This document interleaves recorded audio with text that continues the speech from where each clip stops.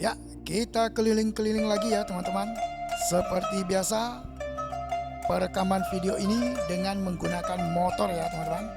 Oh ya teman-teman, adakah yang tahu ini di daerah mana? Nanti komen ya di kolom komentar ya teman-teman ya. Oke, saya lanjut lagi perjalanannya ya teman-teman. Ikuti saya terus ya teman-teman, agar teman-teman juga mengetahui setiap daerah yang saya kunjungi.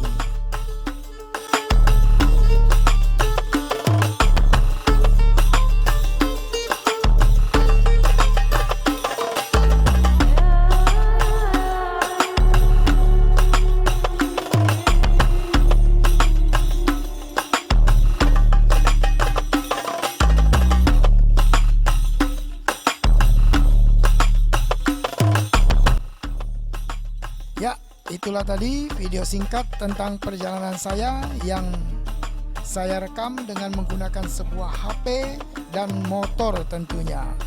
Semoga video ini bermanfaat bagi kita semuanya. Sekian dulu video saya kali ini. Sampai jumpa di video saya yang berikutnya. Oke, see you. Bye.